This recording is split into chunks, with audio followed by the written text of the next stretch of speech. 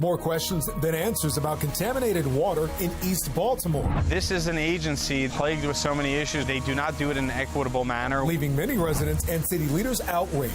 Fox 45 News presses the DPW and city leadership for an explanation and solution. A teen is charged with the first-degree murder of another teen. Fox 45 News looks at the next steps for him, including whether he'll be tried as an adult. Tracking the threat of flooding Wednesday, how much rain is coming and when it will stop.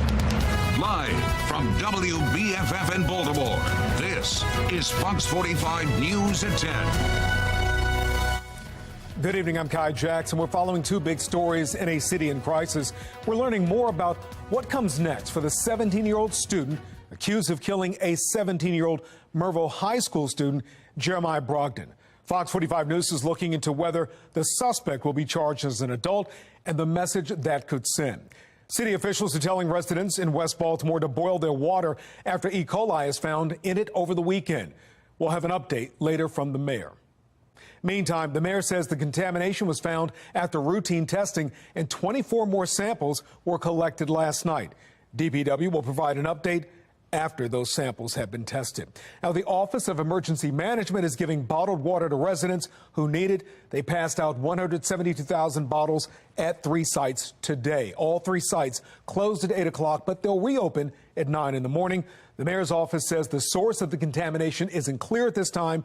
DPW says, for its part, it is not coming from wastewater treatment sites. The City Health Department is telling everyone to keep an eye out for symptoms of E. coli. That includes diarrhea, cramps, nausea, even fever. Well, tonight, more questions and answers about the situation, including the timeline for what the city knew and when they knew it, and how they shared that information with residents.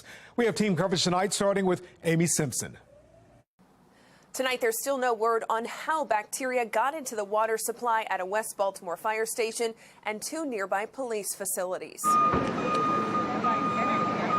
Day 2 of water distribution for thousands of people. 3 gallons per household handed out at 3 sites today, just a day after news broke of West Baltimore's water supply testing positive for contaminants in 3 locations. Here at the Engine 8 fire station and 2 nearby police facilities. Jugs of water arriving an hour late this morning at this distribution site in southwest Baltimore County. I'm here to try to get some water. As the questions continue, from residents being told to boil any faucet water at home in the meantime. How long is this going to take place? Do we know? Just after 8:30 last night, Baltimore Mayor Brandon Scott finally stepping in front of cameras to address the growing crisis. On September the 2nd, DPW tested several locations as part of its routine self-testing protocol. City leadership providing its timeline of events. Saturday, on the 3rd of September, we were notified of a possible positive test and immediately had this specimen retested for confirmation per emergency protocol. According to the mayor and DPW leadership, that first routine testing happened Friday, but it wasn't until 3 days later, around 7:45 a.m. yesterday morning, when DPW tweeted out the news of contaminants in the water. Once DPW received that confirmation, the public was notified. And despite promises to provide frequent updates, DPW was silent for nearly 9 hours yesterday before announcing an official boil water advisory for most of West and Southwest Baltimore just before 5 p.m. Meanwhile, the questions and critics were growing louder. They really haven't kept people very well informed. This has been bad leadership, to put it politely. Political analyst John Deedy describes the early response to this crisis as someone asleep at the wheel. Feels like the Department of Public Works put the city of Baltimore on hold this weekend. End of the Labor Day weekend, and I understand that. But this should take precedence over anything. But for a public health crisis to rear its head over a holiday weekend. E. coli wasn't on vacation. This is a serious health matter. Some say it's no excuse. That's not a good answer. Government is a 24/7 job. The 911 operators were working this weekend. Amy Simpson, Fox 45 News. Well, today, Fox 45 News questioned the mayor and the Department of Public Works about the timeline and their response. We sent several questions asking, when did DPW retest water samples after the possible positive test on Saturday? When did DPW receive the results? And how were those results communicated to residents? Was it DPW's tweets on Monday morning? We also asked for their response to criticism that they were slow to react given the magnitude of this public health issue. So far, we haven't heard back. Several Baltimore City Council members are criticizing DPW, including Councilman Yitzi Schleifer. And this situation has confirmed my greatest fears, is that here you have an agency that is not transparent, that is not equitable, that is not accountable, and when we turn on the faucet, we're relying on them to tell us the truth whether or not the water's clean. Jeff Abel spoke with Councilman Schleifer today. He joins us live with more on this latest problem at DPW. Recently, Jeff, we know it was recycling. That's right. You know, DPW has long been crippled with complaints, and tonight that department is once again attempting to paddle its way out of some very troubled waters. This area is where DPW regularly tests the water. On the Western Run Creek in northwest Baltimore today, City Councilman Yitzi Schleifer was watching the water and wondering. The longer it's in the system, the more it can spread, and so who knows how far the impact has now reached. So far, the waters here have tested negative. It's crazy that they didn't let us know yet. They just been flushing it. But elsewhere, where the waters tested positive, West Baltimore. The councilman says the city could pay a dangerous price for its alleged delay in alerting the public about the contaminated water. There was information that was available over 24 hours prior to the public finding out about it. Had they put out that information further in advance, we would have saved the potential of a lot of people, thousands of people, potentially drinking water that is tainted with E. coli. There you go. The water crisis is the latest crisis to rock the city's Department of Public Works. It was $1,062.51. The city's water billing system has long been plagued by decades of complaints about inflated water bills. Something has to be done with DPW. 80 years old, and I got to go through this. During heavy rains, raw, untreated sewage bubbles out of manholes and flows into city streams, even overflows into basements. Coming home to sewage in your basement is not fun. 20 years ago, the city entered into a federal consent decree aimed at upgrading its century-old infrastructure. The city missed its first deadline for repairs. The next deadline is 8 years away.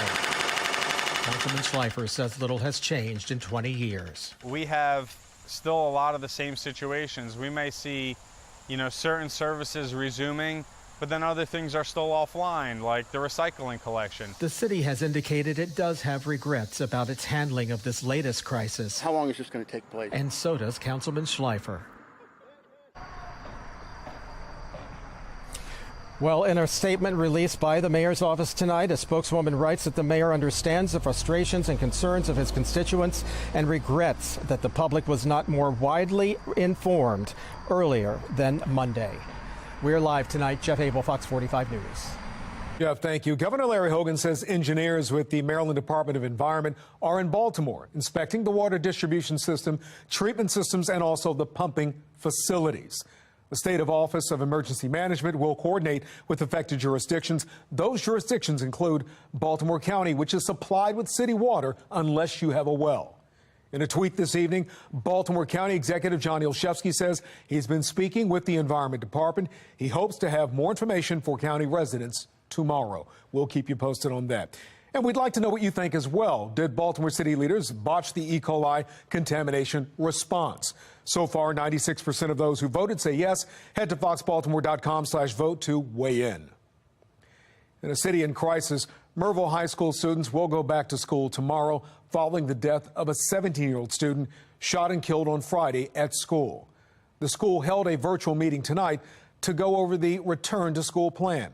Some parents, as you can imagine, are apprehensive, yet school officials say it isn't important for healing. They better not open the school up. But a part of the healing process includes returning to some sense of normalcy, right? And that really means coming back to school, right? And being with our group or our team. As Merville students get ready to go back to class, Fox 45 is looking into what comes next for the 17-year-old suspect in the case. Keith Daniels joins us live right now with the look at whether he'll be charged as an adult. Keith? Well, Kai, as you know, the city state's attorney's office will make that decision. We reached out to them to get confirmation on whether or not they will be charging that suspect as an adult in this case. We're still waiting to hear back from them tonight. But tonight, a look at the issue with one of the city's top legal analysts. It's become a troubling trend. Juveniles named as suspects and victims in violent crimes happening across Baltimore City. One of the latest incidents, 17-year-old high school football player Jeremiah Brogdon at Mervo High School shot and killed after school Friday. They arrested and accused a 17-year-old student from another school. The killing reigniting the call among some observers to hold young offenders accountable. Kenji Scott. And no one has any trepidation of being prosecuted or going to jail, and now it's a free-for-all. Is a community activist well known to city leaders. Warren Apperstein. There's something to be said that you don't want to give up on young people. When a young person whose brain is still developing is a former city prosecutor, now defense attorney, both on the issue of juveniles and the violent crimes they commit. The push for them to be charged as adults, face harsher punishment. Or not. We cannot continue to slap them on the wrist. We have to hold them accountable. If you're 17, you're 16, you're 15, and you kill somebody, you need to be charged as an adult. In certain cases, certain types of crimes, the juvenile defendant can ask the court, the adult judge, to transfer his case down to the juvenile court. At that point, the juvenile defendant will be tried as a juvenile. But in the case of the 17-year-old suspect in Brogdon's murder, that juvenile suspect is charged with first-degree murder, a key distinction, says Apperstein. Because he is 16 or 17 years old, and he is charged with first-degree murder, he will be tried in the adult court. There is no ability to have his case transferred down to the juvenile court. You're sending your kids to school and your son is shot in the head and killed by another student. That's horrible. Well, we've been working on sources in this Mervo murder. Now, sources with knowledge of the investigation tell us the weapon recovered in that shooting was a so-called ghost gun, those untraceable homemade weapons. Meantime, the suspect in this case remains behind bars tonight without bail. We're live tonight. Keith Daniels, Fox 45 News. Keith, thank you. Baltimore City Councilman Zeke Cohen is calling on city schools to put conflict resolution and restorative practices in every school across the system. In fact, the Councilman Cohen says that he plans to introduce a resolution at the next council meeting to reaffirm that call to action. Now, the next city council meeting is Monday, September 19th. Still ahead on Fox 45 News at 10 o'clock tonight, a Mervo High School student killed in Baltimore. What we're also learning about a 14-year-old murdered near Milford Mill High School in Baltimore County. The top doctor at Baltimore Shock Trauma is taking the fight to curb crime into his own hands. The new initiative he's leading and the growing trend it's a part of. Our latest weather maker bringing more unsettled weather and chances of rain for the midweek commutes. I'll let you know where it's going to be worst and for how long. My Weather Authority forecast. New questions about the FBI investigation into the president's son. Why some claim information about Hunter Biden's business dealings was not thoroughly investigated.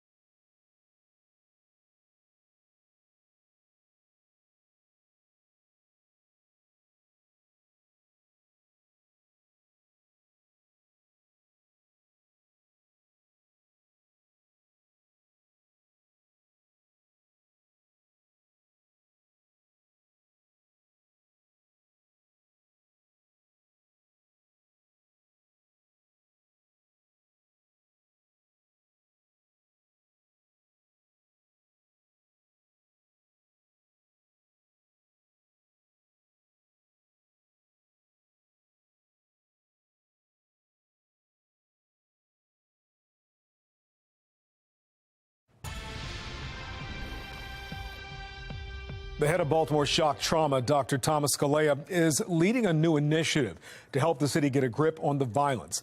7 months ago, he spoke about violence in a news conference. It followed 2 people killed and 8 others hurt in shootings in one day. 5 people before 2 o'clock shot today. That's nuts. That there is so much violence in the city and in the state. This is out of control. It's so demoralizing to do this day after day. Fox 45's Mackenzie Frost explains Dr. Scalea is joining a growing trend of community members stepping up to keep violence down. Experts are warning that Baltimore City could see the deadliest year on record. This is we're seeing more teens and young people get involved in crime, and now community members are turning to neighbors for answers because so far governing and policy making don't seem to be working.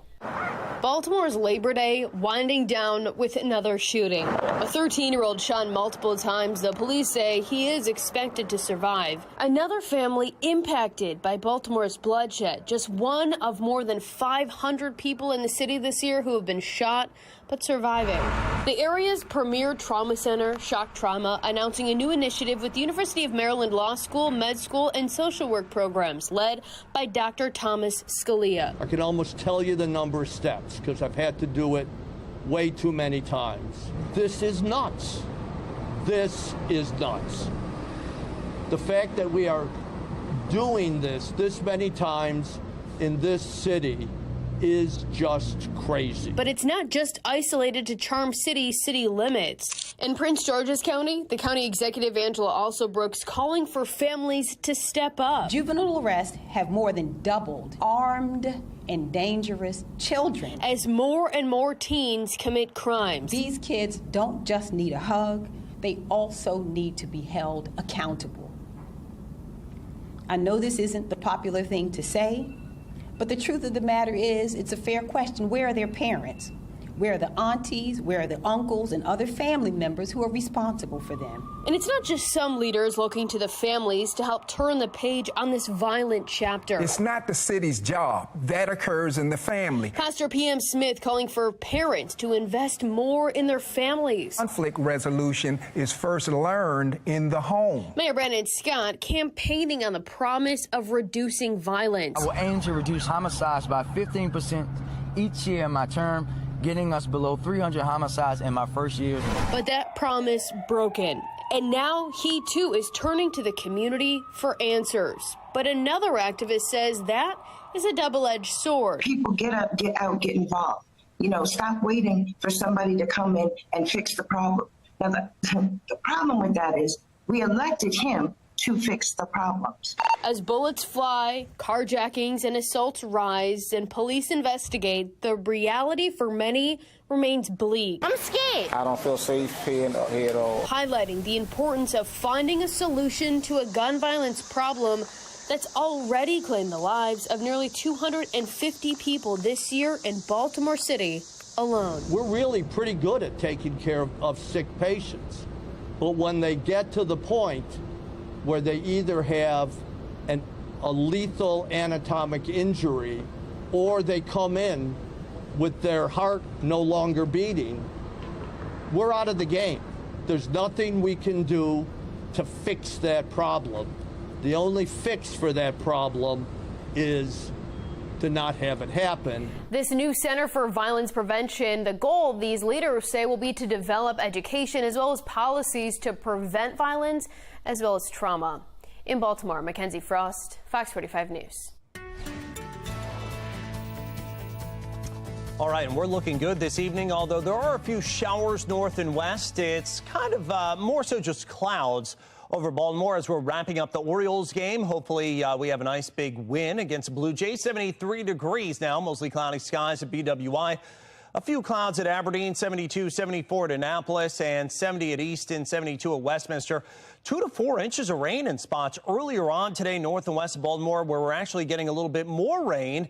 That's up around Hagerstown. That is gliding south and east, but diminishing as it does so. Could have a couple of late night showers Into early tomorrow morning, there could be some patchy fog, some cloudy skies as the kids head to the bus stop. Some folks, some kids, it's the second day of school tomorrow. Right around 70 degrees to begin and some rain showers by the afternoon. Maybe a thunderstorm there, too. A little bit cooler, highs in the 70s. I'm going to let you know how long we hold on to these unsettled conditions. Coming up, my Weather Authority forecast. These young kids are actually been getting out of control.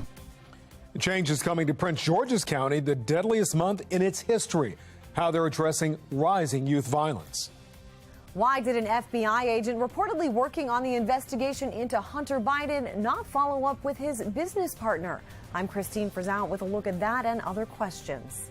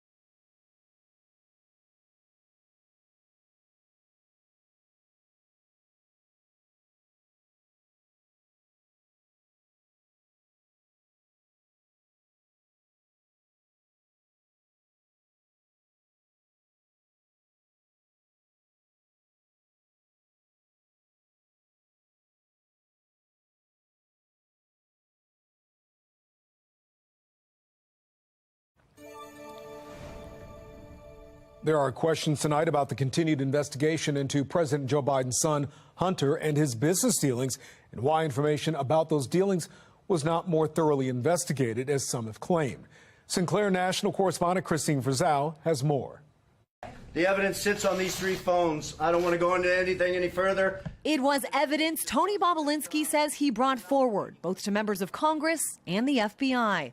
As a former business partner of Hunter Biden's, it seemed for a time he could be an important witness in the federal investigation into Hunter Biden's business and financial dealings, still ongoing, which Bobulinski insists involved other members of the Biden family as well, including Joe Biden, at the time he was serving as vice president. I have firsthand knowledge about this because I directly dealt with the Biden family, including Joe Biden. But after speaking with the FBI about the details, including connections with Russian oligarchs and men connected to the Chinese Communist Party, Washington lawmakers say whistleblowers inside the FBI told them much of that information was never pursued and may have been covered up, pointing the finger at Special Agent Timothy Tebow, who stopped working for the FBI last week. Did the FBI take any steps to identify any political bias from Tebow? Tebow has denied accusations of political partisanship in his work. His attorney in a statement saying he did not supervise the investigation of Hunter Biden and was not involved in decisions related to any laptop. But a New York Post op-ed suggests that evidence was hidden by Tebow, adding that Bobulinski and his lawyer were reportedly given Tebow's cell phone number and told he would be their, quote, point man. But despite follow-up phone calls, neither Bobulinski nor his lawyer was ever contacted again. GOP lawmakers vowing to find out why. Are they an enforcement agency or aren't they? Are they using political bias or not? That's why total transparency is important. As far as what's next, Senator Ron Johnson tells me if Republicans take the majority after the midterm elections, investigating Hunter Biden's business dealings will be a top priority and will include what they see as a cover-up of the details by the federal government and the big tech industry.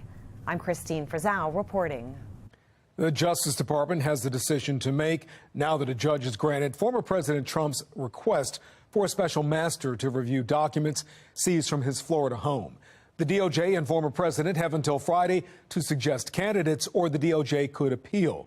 The judge wants to filter out two types of documents, those possibly covered by attorney-client or executive privilege. I can't imagine how that vacuuming up of documents did not bring in legitimately attorney-client privileged material. Executive privilege is an area in which absolutely no court has ever found like circumstances to qualify. While the judge's ruling puts a pause on the DOJ's criminal review of the documents, the Office of the Director of National Intelligence is still allowed to continue their national security risk assessment. The 14-year-old victim of a deadly shooting in Pikesville has been identified. What we're learning and how the community is trying to heal. President Biden has a new name for his political opponents as he and former President Trump hit the campaign trail. Who has an advantage in the midterm fight for control of Congress? I'm Scott Thuman in Washington with a look.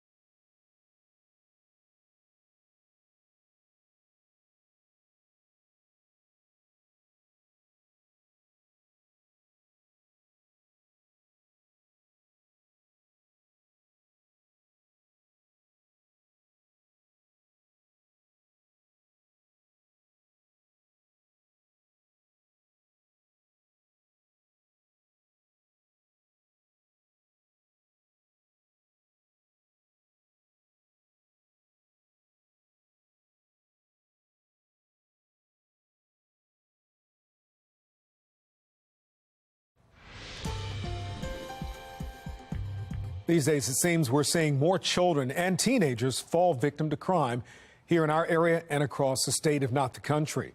In Prince George's County, officials are taking steps to curb juvenile crime after it saw the deadliest month in county history. We'll have more on that in just a few minutes. Here in our area, the 14-year-old shot and killed near Milford Mill Academy Friday night has been identified as Travis Slaughter, a freshman at the school. FOX45's Maxine Stryker explains the shooting has the school community rattled. The start of the school year in Baltimore County was marked by tragedy at one Pikesville high school. I feel like it's just so messed up. It's just so messed up. Police say Friday night, as the football game came to an end at Milford Mill Academy, a 14-year-old boy was shot and killed around the corner from the high school. Another juvenile was injured. This 14-year-old boy just lost his life after a game. It's just so, it just don't make no sense. It don't make no sense whatsoever. Baltimore County Public Schools confirming Tuesday the 14-year-old was a freshman student at Milford Mill. Not just seeing police just, pressing down on his body, trying to bring him back, and it was a lot of children. This parent, who doesn't want to be identified, tells us she has 2 students at the high school. I'm just speechless by everything that happened. A spokesperson for Baltimore County Schools says this email was sent out Sunday night to parents, informing them of the loss of a student and letting them know counselors and a traumatic loss team would be available to students today. That could have been my little brother. He's very young. He had his whole life. For now, this mother worries about her children's safety as the new school year is just getting underway. I'm afraid to send my 14-year-old back to school this week coming up. Maxine Stryker, Fox 45 News. In Baltimore County, teens haven't just been the victims of crime lately, they've also been the suspects in some cases. Early this year, Towson saw at least 2 examples of teens carjacking people in Towson Town Center's parking garage. In February, 6 juveniles were arrested after a major fight inside the Towson Town Center Mall. Now, that prompted the county to put a heavier police presence in the mall. After these incidents happened, the mall stressed it does have a curfew on Fridays and Saturdays, and anyone 17 years of age and younger must be accompanied by an adult after 5 p.m.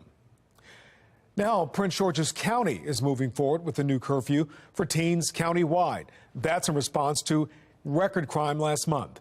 Brad Bell with our Sinclair sister station in Washington spoke with the county executive about the plan. Fed up with spiking juvenile crime and after the deadliest month in Prince George's County history, County Executive Angela Alsobrooks is defending and explaining her decision to order police to enforce the county's existing youth curfew law, something she had to do with her own teenage daughter. She heard from all of her friends who are big mad at me about the curfew, believing that I am aiming at them. And what I'm really trying to do is to engage their parents and engage the rest of this community. The county code says it shall be unlawful for any person under the age of 17 to be out in public from 11:59 p.m. Friday and Saturday nights until 5 a.m. and from 10 p.m. until 5 a.m. on weeknights. If a police officer reasonably believes that a juvenile is in violation, the officer can demand name, address, phone number, parent contact, and issue a warning. For a second offense, a juvenile can be taken into custody. Parents and businesses who harbor children after hours face fines of $50, $100 for the second offense, and $250 for the third and any subsequent offenses. Enforcement begins Friday. It's about all of us really having a laser-like focus on our children and whatever is necessary to keep them safe. Prince Georgians we speak to are generally supportive. Honestly, I don't see a problem with it. These young kids are actually been getting out of control. That way it ensures more parental controls, because it seems like that's missing. That's what I want everyone to understand. This has to do with our children and what responsibility the people in this community have to keep those kids safe. It's not about the police. The police can't do it. They can't raise our children. The county last enforced a curfew countywide in 1995. A year and a half ago, it was used in the National Harbor development to end an outburst of teen crime and fights. In Prince George's County, Brad Bell, Fox 45 News. Now, Baltimore does have a curfew for young people, but the city doesn't enforce it. The commissioner says that they are not sure how to enforce that law. Online sports betting is a step closer to reality in Maryland. Governor Hogan says Marylanders have waited long enough, and today the Maryland Wagering Commission opened the application period, meaning full legalization could come by the end of the year. There's a 45-day application period, then a review process up to 45 days. Mobile sports betting in Maryland likely won't start until the Super Bowl in February.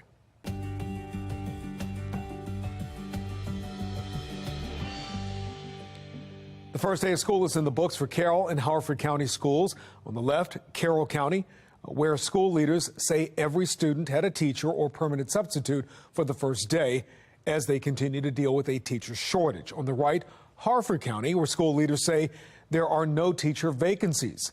In Harford County, students walk to school with a male role model to encourage dads and other male guardians to be involved with their children.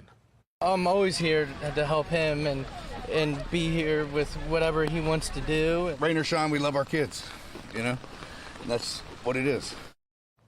Well, Fox 45 News is your back-to-school headquarters, and we are committed to investigating any problems your kids may run into this year, from teacher shortages to a lack of bus drivers. You can call our news tip line at 410-467-5595. You can also send us an email at news@foxbaltimore.com or chime in with pictures and videos on the Fox 45 News app. The nation's report card finds students' reading and math scores declined during COVID-19 when many students learned from home. Reading averages of 9-year-olds dropped 5 points, the largest drop since 1990. Math averages dropped 7 points, the first ever drop in mathematics. Florida Governor Ron DeSantis ordered schools closed and classrooms to go virtual from March of 2020 through the end of August. He ordered kids back to the classroom earlier than many other states. He tells the national desk he hopes that decision paid off. I made the decision very early on. We were the first big state to say every single kid has a right to be in the classroom, and all 67 school districts will be open 5 days a week. And when we did that, we received almost unanimous opposition from a lot of the expert class, from the media, clearly from my political opponents. Meantime, state-by-state learning results aren't yet available. DeSantis hopes Florida averted the worst learning loss with the early return to school. Project Baltimore revealed some shocking test scores out of Maryland, showing students suffered staggering learning loss amid the pandemic and not recovered. Well, the results show nearly 70% of 5th and 8th graders are not proficient in science. You can find the latest report on our website, foxbaltimore.com/Project Baltimore. A developing story out of Canada. Officials are still searching for one of the 2 suspects in Sunday's deadly stabbing spree. Authorities say brothers Damien and Miles Sanderson killed 10 people and wounded 18 others in Saskatchewan, across an indigenous community and a nearby town. Police say they found Damien Sanderson dead in a wooded area yesterday. Police don't believe he took his own life. Miles Sanderson is still at large. Police have not identified a motive.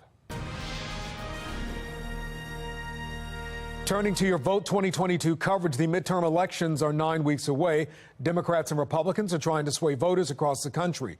Key issues like the economy and abortion are at the center of the debate. They're seeing action out of the Democratic Party. I think they're second-guessing support for some of these extremist policies by Republicans, especially when it comes to abortion. I think that the Democrats are getting a little bit overconfident here based on just a few cherry-picked numbers here in the final stretch of the midterms. Few voices carry as much weight these days as the president himself and his predecessor. Sinclair's chief political correspondent Scott Thuman looks at what they're doing to give their parties an advantage. Ladies and gentlemen, President Joe Biden. On stage, in the limelight, and under pressure, President Biden using his bully pulpit to frame his political enemies as dangerous. It's clear which way the new MAGA Republicans are. They're extreme. And democracy is really at stake. And giving them new labels. The Trumpies. These MAGA Republicans in Congress are coming for your Social Security as well. The noticeable pivot for Biden began last month, calling them semi-fascist and calling on voters to counter them this November. Trump, too, on the trail. Republicans in the MAGA movement are not the ones trying to undermine our democracy. We are the ones trying to save our democracy. Politico's midterm forecast documents the urgency. The Senate had leaned Republican. Now they call it a toss-up, while still saying it's likely Republicans will take the House. So have Biden, Trump, and others distanced themselves from the middle at times to appease the fringes of their party, and by design, ramped up the rhetoric. Let him go. The president this weekend name-calling a heckler. No, don't let him go.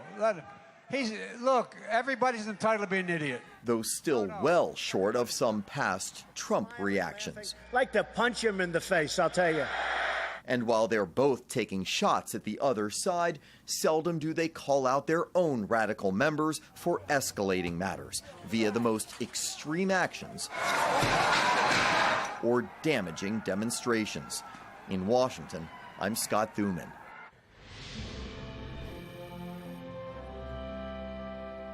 President Biden will commemorate the anniversary of September 11th, the terror attacks at the Pentagon this year. This Sunday marks 21 years since the attacks, where nearly 3,000 people were killed in America. According to the White House, President Biden will deliver remarks and lay a wreath at the Pentagon. First Lady Jill Biden will speak at the Flight 93 National Memorial Observance that's in Shanksville, Pennsylvania. And Vice President Kamala Harris will go to New York City for a ceremony at the National September 11th Memorial. An emotional day in Uvalde, Texas, and students head back to school for the first new year following the massacre in May. How parents of students killed are remembering the children lost. And ahead on the late edition, Mervo students head back to campus, but not for class. While school staff members are putting the kids first after a difficult week. And clouds and a few showers overnight. Temperatures settling down to about a muggy 70 degrees. More showers and storms could erupt again tomorrow, though. I'll let you know if they're going to be as heavy as our Tuesday My Weather Authority forecast.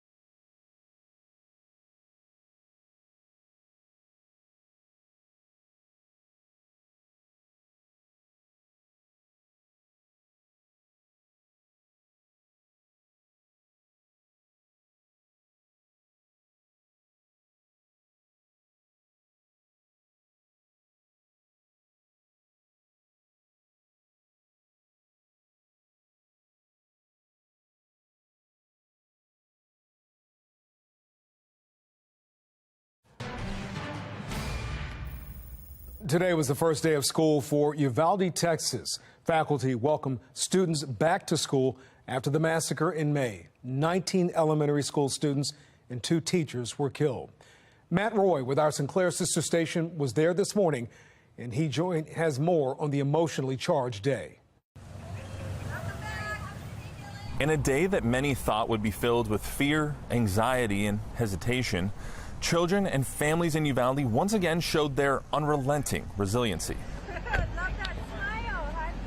Kids donned smiles instead of tears, laughs instead of cries, and as they have for the past 100 days, strength instead of weakness. Texas also showed their colors today. One color in particular, maroon. Students, parents, and schools from around the Lone Star State wore maroon today in support of this community, in support of the 21 lives lost.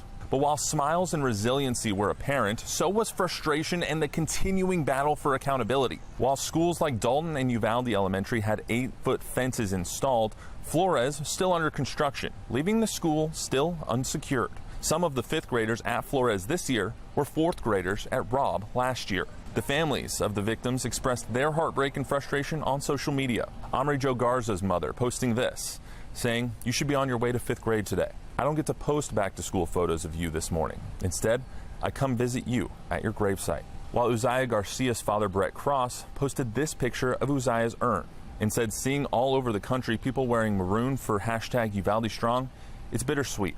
Seeing all these babies' first day of school pics puts a smile on my face, but the hole in my heart is ablaze. This is Uzziah's first day of school pic." Cross later said in a tweet that the families of all 19 children who died in Robb Elementary visited their graves today and once again demanded that Governor Greg Abbott call a special session. Abbott, on the other hand, has not posted anything on social media or sent out a press release revolving around Uvalde's first day or wearing maroon. So even though there were smiles and happy faces today, the battle for accountability continues. Reporting in Uvalde, I'm Matt Roy. A wildfire in California turns deadly as a brutal heat wave in the west is making conditions difficult for firefighters. That fire started yesterday and has now burned more than 2,000 acres. Officials are encouraging residents to take evacuation warnings and orders seriously after at least 2 people have died. It appears right now that those individuals were attempting to flee the area and were overcome by the fire. California officials are calling on residents to cut down on their use of energy. The state's power grid is under heavy strain as people try to keep cool. If energy use is not reduced, rolling outages could be a possibility. Take a look at this. The Maryland Zoo tweeted this video of Samson, the 14-year-old elephant, enjoying a day at the pool. The zoo says there aren't many pool days left before the weather cools down, and Samson is taking full advantage. Well, it looks like tomorrow will be a cool day. Here's Chief Meteorologist Jonathan Myers. Yeah, a little bit cooler. It's after Labor Day, though. Don't they close the elephant pools after Labor Day? Probably, yeah. Yeah. I guess not for Samson. You see some of the showers that are from Hagerstown all the way to Waynesboro. That's up in Pennsylvania, down to Thurmont, Boonesboro, and down into Brunswick. So western and central western Maryland getting some rain still. But for the most part, it's been having a hard time approaching the Baltimore metropolitan area. Although I do know on my dinner break earlier on this evening did get a couple of sputters and spurts of rain. And even some of these showers could try to make their way in as they're moving from west to east. I don't think there's going to be much left, but there could be some stray showers overnight into early tomorrow. Had a solid 2 to 4 inches of rain from Baltimore north and west earlier on this morning during the morning commute. Of course, the timing very poor there. From Baltimore south and east, there were slightly lesser amounts, but all that a thing of the past, moving north and east. Unfortunately, though, this same weather maker kind of rebuilding some energy back to the west. It's not nearly as much gusto, if you will, as what we saw during the day today or during this morning. But we will see some spotty showers, I think, maybe a rumble of thunder again for tomorrow. Humidity stays overnight into early tomorrow, and could see a stray shower or 2 as this latest storm system kind of hangs around. And again, it's going to kind of circulate through tomorrow as well. So extra clouds, maybe a shower or 2, and we'll be on kind of the cooler side of this as well as winds start switching more northerly. So I'm thinking it's more of a damp day for our Wednesday. Eventually, that drier air, it's out there. It will be moving eastbound, and I think it will finally look a lot better just in time for Thursday and into much of the weekend. So a treat coming our way. But for now, 72 degrees, taking a look at the beautiful lights of Camden Yards. Winds out of the north at 5 miles an hour. That's that northerly wind I was talking about. Humidity at 87%. and our dew point in the mid and upper 60s. So that measure of moisture in there, it is gradually, slowly, painstakingly coming down. And by tomorrow, again, it won't feel quite as humid, although kind of a damp feel to things once again. Temperatures about 70 to 75 area wide right now. And there's not a whole lot of cool numbers or cool air on the map, although we do have some 60s in northern portions of Ohio and western Pennsylvania. Some of that works our way tomorrow, so I think we kick it from about 84 today into the mid to upper 70s tomorrow. Now, out in the tropics, it's Hurricane Danielle now that is going to be making a loop-de-loop. Eventually, it's a tropical storm likely over the open ocean in the northern Atlantic water. Should not be a problem for land. And then there's another one, that's Earl, that looks like it scrapes by Bermuda perhaps as a Category 2 or Category 3 hurricane, but should not impact the United States. A medium chance of development now over the central Atlantic, and a low chance just now coming off the African coastline as well. So it's not a big surprise that we're right close to that peak of hurricane season around September 10th, September 15th, but nothing for the United States at this point. Overnight tonight into early tomorrow, could see a stray shower or two. Lots of clouds. It's muggy. It's mild. Temperatures tomorrow into the mid to upper 70s. Again, a damp day and some showers, especially in the afternoon. Maybe even a rumble of thunder coming our way during the afternoon commute into tomorrow evening. And I think finally Thursday we break the pattern. Scattered showers for tonight, 68, 77 tomorrow. Lots of clouds, damp. Again, some showers, maybe a thunderstorm, especially in the afternoon. 81 early shower on Thursday, turning drier. Good looking days. Friday, Saturday, could see a shower as we wrap up the State Fair on Sunday. 82, 70s to near 80 early next week, and much more coming up in Sports Unlimited in just 2 minutes.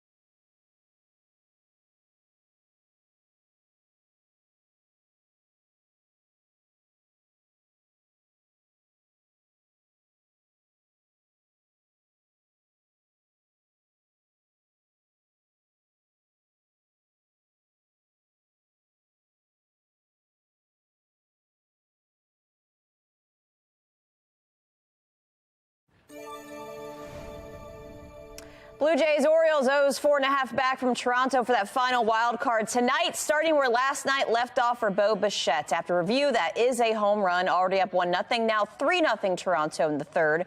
Bottom half of the frame, all Orioles. They batted around, bases juiced for Adley Rutschman. Doubles machine brings in 2 runs, O's down 3-2. After Anthony Santander grounds out to tie it, Ryan Mountcastle to left, Rutschman in. Orioles have the 4-3 lead. That chase starter Mitch White, then Gunnar Henderson keeping that debut red hot into right. RBI pickup. Birds now up 5-3 in the 7th. A little benches clearing dust up after Brian Baker had something to say following his K. This is a heated series, and right now the O's lead 6-5 in the 8th.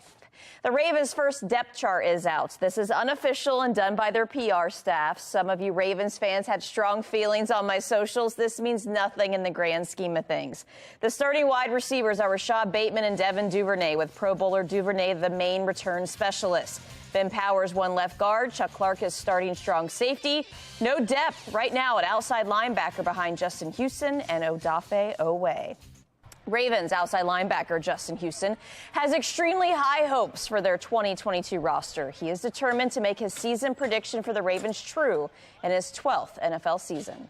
We're going to get that ring this year. I'm tired of hoping and wishing we're going to get it. I'm going to speak it to existence. That means everything. That's why we're here.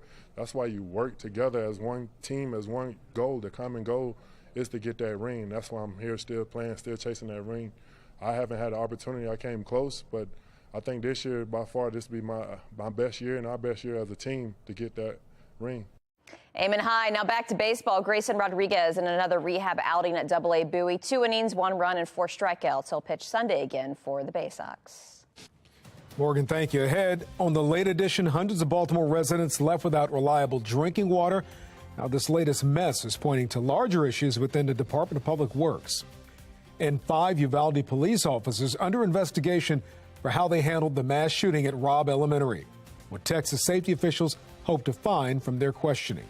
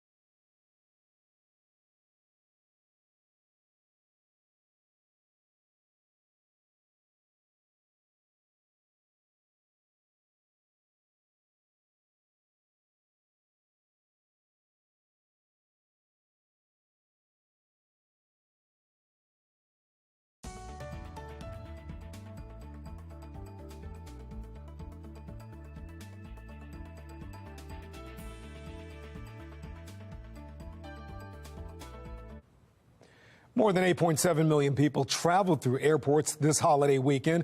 The busiest day was Friday, with security screening 2.4 million travelers. Cancellations and delays were down. Drivers enjoyed lower gas prices, down nearly $1.25 from the peak in mid-June. The nationwide average is now $3.77 a gallon. That's down from about $5 earlier this summer. Prices have dipped from $3.84 a gallon and $4.08 a gallon a month ago. A gallon of regular gas cost about $3.18 on average this time last year. Feels like the Department of Public Works put the city of Baltimore on hold this weekend. Safety taking a back seat, why some city leaders feel the most impacted have been left behind in the contaminated water saga.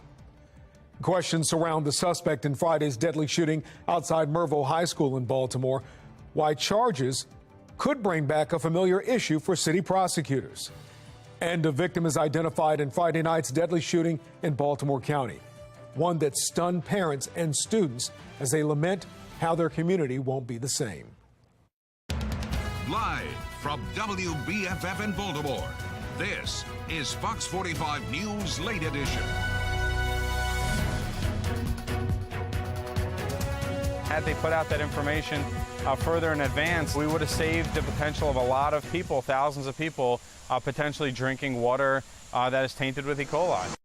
Frustration grows tonight amid what some in the city council are calling a casual response to E. coli being found in West Baltimore's water supply. Good evening, I'm Kai Jackson. It was nearly 24 hours between the time E. coli was first discovered and when the public was notified. Mayor Brandon Scott says the contamination was found after routine testing. DPW is still waiting on results from 24 samples collected last night. They really haven't kept people very well informed. This has been bad leadership, to put it politely. E. coli wasn't on vacation. This is a serious health matter. Well, the Office of Emergency Management is giving bottled water to residents who need it. In fact, they passed out 172,000 bottles at 3 sites today. Those sites will reopen tomorrow morning at 9. City leaders have some recommendations if you live in an impacted area. If you're going to cook or drink water, boiling is necessary to kill bacteria. Health experts recommend a healthy boil. So just warming up the water isn't enough. You have to boil it at boiling temperature for at least 1 minute. It is okay to wash clothes or shower with tap water without boiling it. Pets are also less likely to be infected than humans, but if you are concerned about your pets, you can boil their water as well. Health officials note it usually takes 2 to 4 days for E. coli symptoms to appear. Well, city leaders are facing several questions, including when original tests were finished and how results were communicated to residents. And it's not the first time DPW has been under fire. Jeff Abel spoke to Councilman Yitzi Schleifer. Well, the department has long been crippled with complaints, but tonight DPW is once again attempting to paddle its way out of some very troubled water.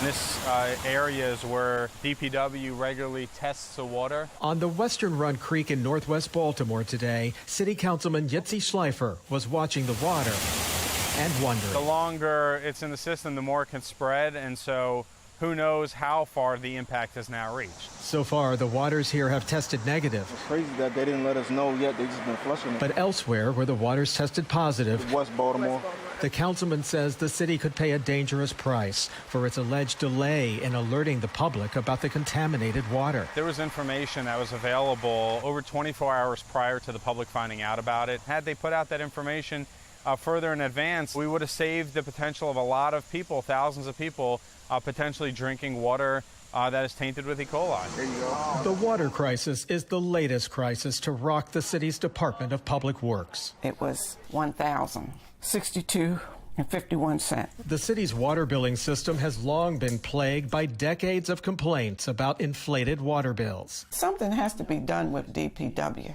80 years old and I got to go through this. During heavy rains, raw, untreated sewage bubbles out of manholes and flows into city streams, even overflows into basements. Coming home to sewage in your basement is not fun. 20 years ago, the city entered into a federal consent decree aimed at upgrading its century-old infrastructure. The city missed its first deadline for repairs. The next deadline is 8 years away.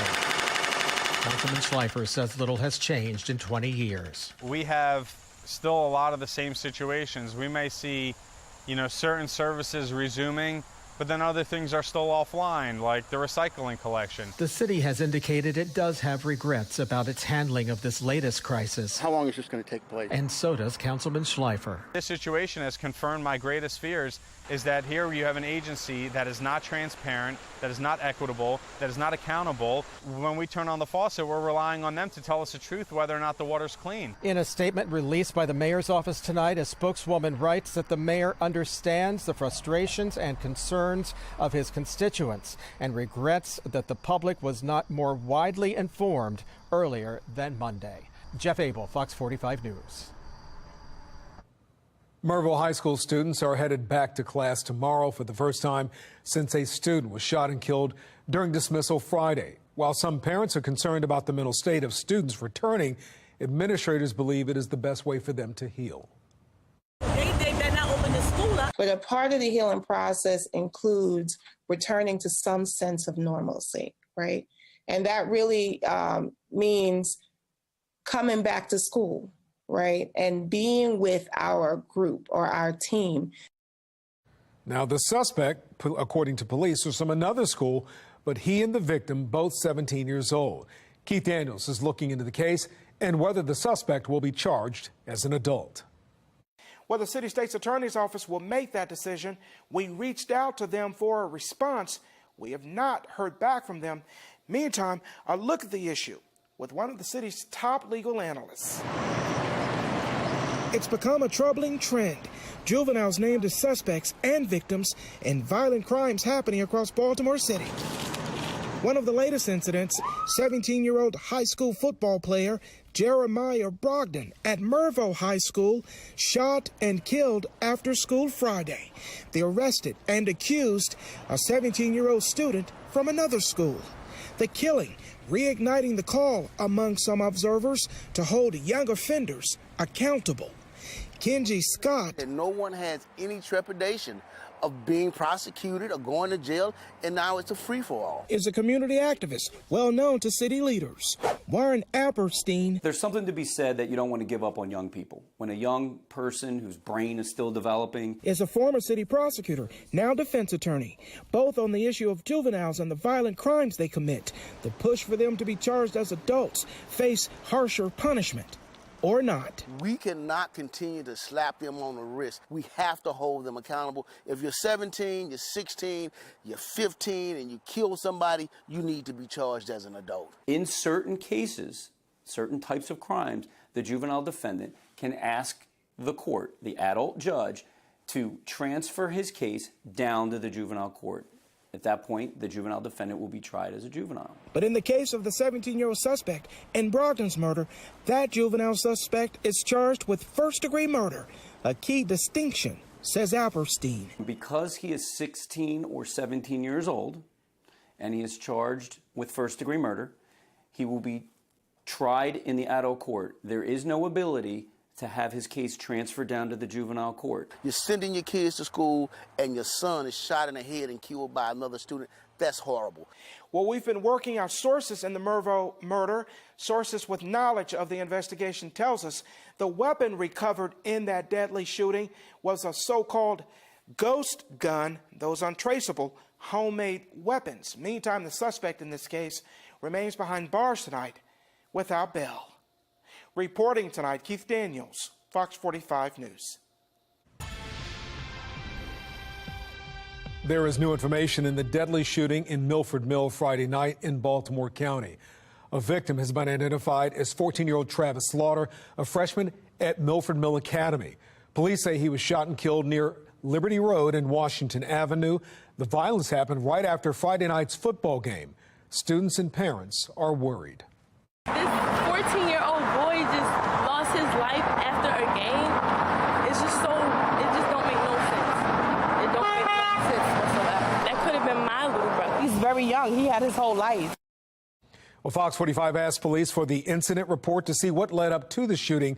They're telling us they are not releasing it at this time. Coming up on the late edition, shout out to dads. Why today's first day of school was so special for elementary school students. Coming up. And the morning commute features clouds and muggy mild weather, but by afternoon, more showers and storms could be rolling our way. I'm going to let you know what the chances are you're going to be getting wet and are going to have to bring that umbrella along in my Weather Authority forecast.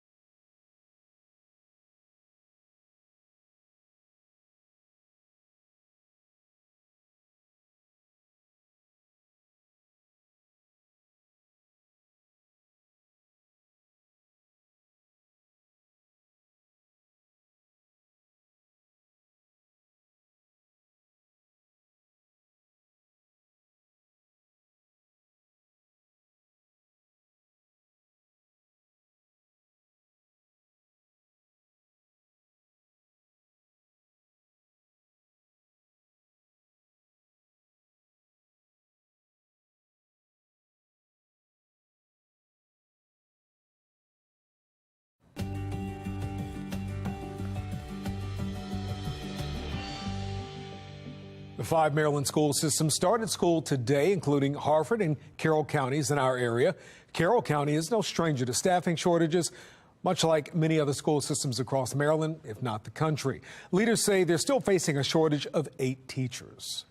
I hope we keep filling the spots. We don't see it as an issue in school today. We're close enough to full to keep the students smaller classes and all teachers in classes. But they're trying to make up for the shortfall. By doing that, they're hosting job fairs, increasing their advertising, and talking with students who've expressed interest in becoming teachers themselves in order to fill the last vacancies. In Harford County, students took part in a special procession to start the school year there. Many kids walked to school with a male role model as part of the Million Fathers March. That event is designed to encourage men to take a more active role in the lives of their children, whether it's fathers, grandfathers, uncles, or even a coach or a mentor. Now, despite the rain, today's walk had a good turnout. I'm always here to help him and be here with whatever he wants to do. Rain or shine, we love our kids, you know, and that's what it is. Well, the Million Fathers March is taking place in at least 80 cities nationwide, and organizers hope the commitment will continue throughout the school year. Fox 45 News is your back-to-school headquarters, and we're committed to investigating any problems your kids run into this school year, from teacher shortages to a lack of bus drivers. Call our news tip line, send us an email, or chime in your pictures and videos on the Fox 45 News app. New findings in the investigation into mass shooting response from Uvalde police. How a faulty radio system could have played a role in that tragedy.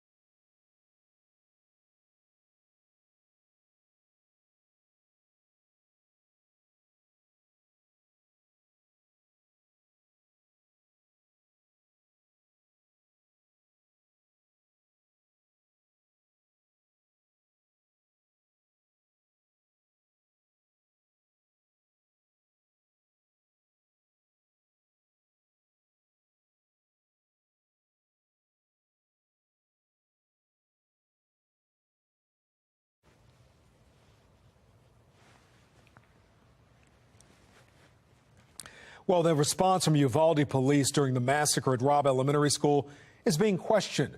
5 officers are being questioned about a slow response. Amanda Henderson from our Sinclair sister station in San Antonio explains. 15 weeks to the day 19 students and 2 teachers were killed inside Robb Elementary, there is movement towards accountability.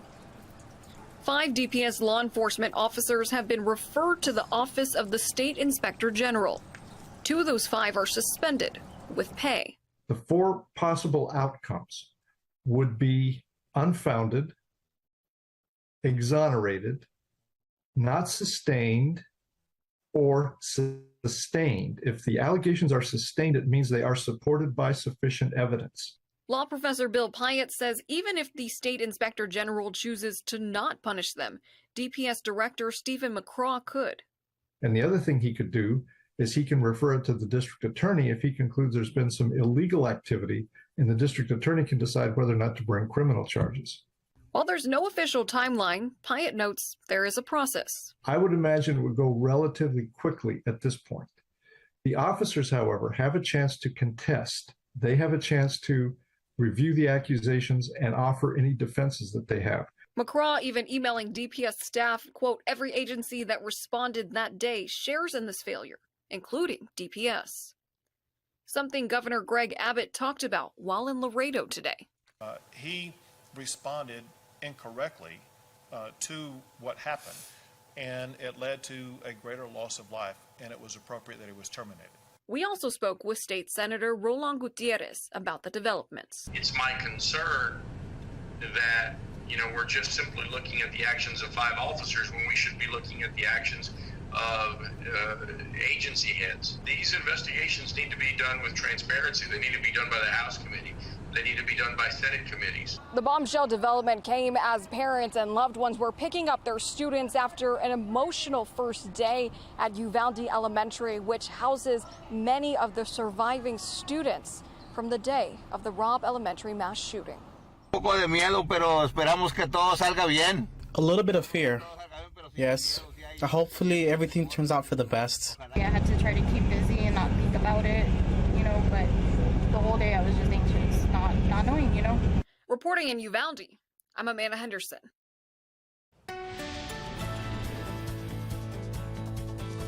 Well, after a morning of weather alert and some potential flooding around the area, now we've just got a couple of leftover showers. It's been an unsettled day overall. See here, Thurmont all the way up to Clifton Estates and Highland, especially as you head well west on 70, actually kind of almost towards the juncture with 68. You do have a few showers here. And in Baltimore, we actually did have some rain earlier, even had some impacts on the O's game this evening. But now let's go ahead and put on the national view, and you can see all of that rain has pretty much dried out. There's some of it that's off the coast, continues to push away, and that will continue to amble its way into New England and out of here. Unfortunately, though, this system kind of unraveling and sitting overhead over the next about 24 hours. So although it's not going to be as rainy as what we saw today, we could see some spotty showers and maybe a rumble of thunder, especially tomorrow afternoon. Humidity starting to get shunted off the coast, kind of in what we call the warm sector of this storm system, this latest weather maker that continues to gradually move eastbound. It's also taking at least initially showers with it, but there's still some energy on the backside that will give us a potential as the sun tries to break between some of the clouds tomorrow, just like today. Some of the isolated showers and thunderstorms, especially during the midday and afternoon. Eventually, yes, it does dry out, but it probably takes until Thursday until that happens. Right now it's 73. Notice the winds, they have switched to a cooler and eventually drier direction. Winds out of the north at about 6 miles an hour. And the dew point, it's still kind of soggy and sopping at 68 degrees, but the dew points were higher earlier, right around 70. So we're gradually going to take that down as well. Now, tomorrow, more so than we'll say more so than a muggy or a humid day, it'll be kind of damp. Temperatures in the 60s and low to mid 70s right now. And this is a cooler air that's going to be here for tomorrow afternoon. 66 at Scranton, 67 Pittsburgh, 65 at Cleveland, and 69 at Columbus. Of course, today was up to about 84. Tomorrow, more like about 75 to 80. Now, out in the tropics, We've got Danielle. That's a Category 1 hurricane over the open ocean waters. That looks like it kind of does a loop-de-loop over the northern Atlantic and away from land. There's also Earl, which gets shoved off to the north and eventually northeast. Could be a Category 2 or a Category 3 hurricane as it makes its nearest pass to Bermuda. But it looks like, again, that should not have direct impacts on any land. And then there's a medium chance of development that's out in the central Atlantic. And there's another one that's coming right off the coast of Africa right now. It's a low chance of development. So that's another one to watch over the next several days. Any development there are going to be pretty slow and gradual. Now, around here overnight, we'll see some extra clouds. There could be a sprinkler shower almost at any time, but especially tomorrow afternoon again. We start with a couple of breaks of sun in the morning, perhaps, to get those showers and maybe even a rumble of thunder going during the p.m. hours, all the way through 2:45, 3:45 in the afternoon, 5 o'clock p.m. commute. There could be some at least isolated to scattered activity, and that's probably going to go through about 7 o'clock before we start dying that down, and things look much better. A nice treat coming for Thursday, Friday, even Saturday. 68, lots of clouds, scattered showers for tonight. Lots of clouds and damp tomorrow. Scattered showers. There could be a thunderstorm in the afternoon. Morning shower chance on Thursday. Otherwise, a drier day. Nice. 81 degrees. Gorgeous. Friday, Saturday. Could see some spot showers in the afternoon on Sunday as we wrap up the Maryland State Fair. Much more coming up in just 2 minutes.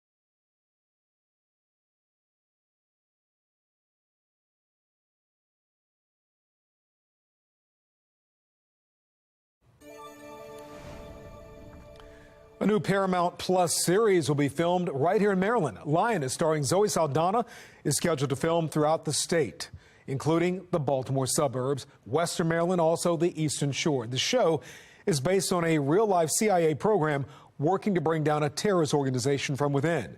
It will premiere in 2023. Let's take a look at tomorrow's headlines right now. Howard County Public Schools will be holding their public comment meeting to address redistricting changes. Baltimore contractors are hosting a groundbreaking ceremony for Guardian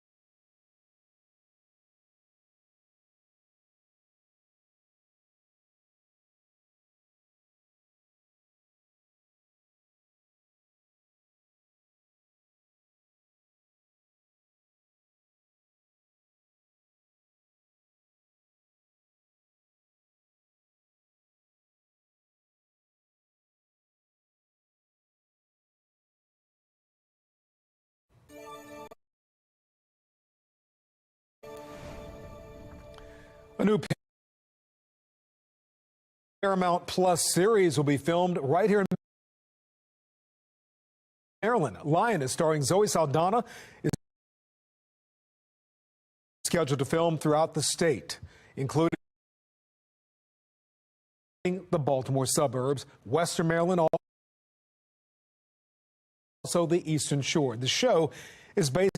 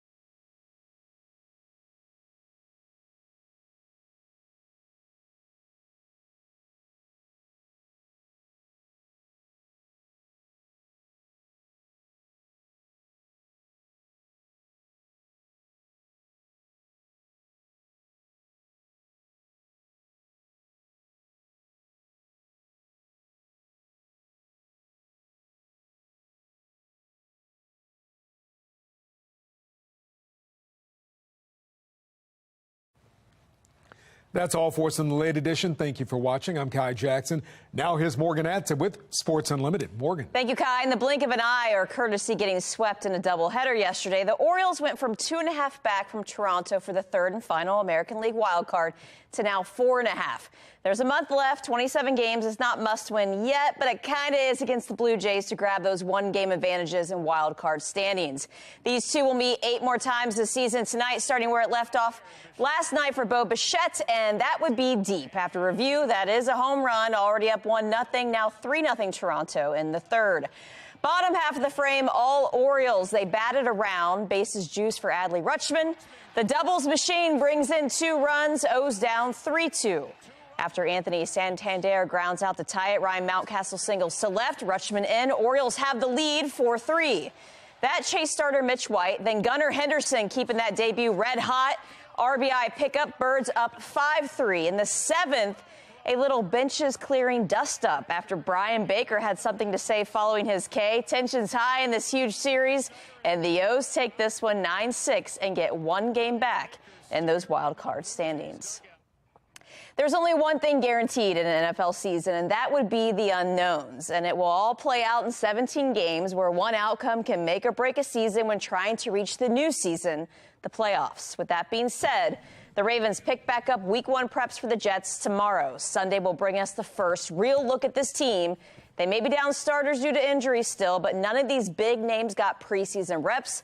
And it's time to get some answers, maybe questions, what 2022 could bring to the Ravens.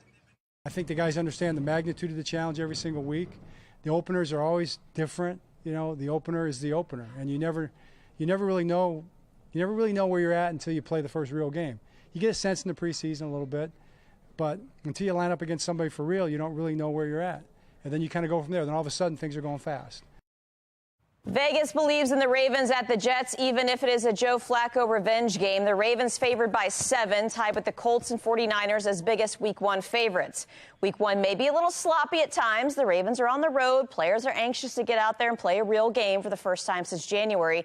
And for some of these Ravens starters, their first action in purple and black uniforms. Getting to hit someone new is also a plus.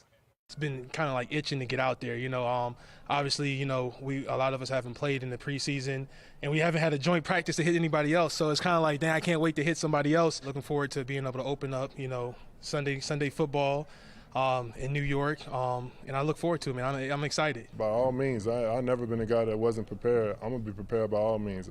If they need me to play every snap, I'm playing every snap I can play. They'll carry me off the field before I quit. I was told you'll pass out before you die, so I'm willing to pass out. So I'm here to play, baby. The Ravens' first depth chart is out. This is unofficial and done by their PR staff. The starting wide receivers, Rashad Bateman and Devin Duvernay, with Pro Bowler Duvernay, the main return specialist. J.K. Dobbins, Ronnie Stanley, despite injuries at the top of their positions. Ben Powers, one left guard. Chuck Clark is still their starting strong safety.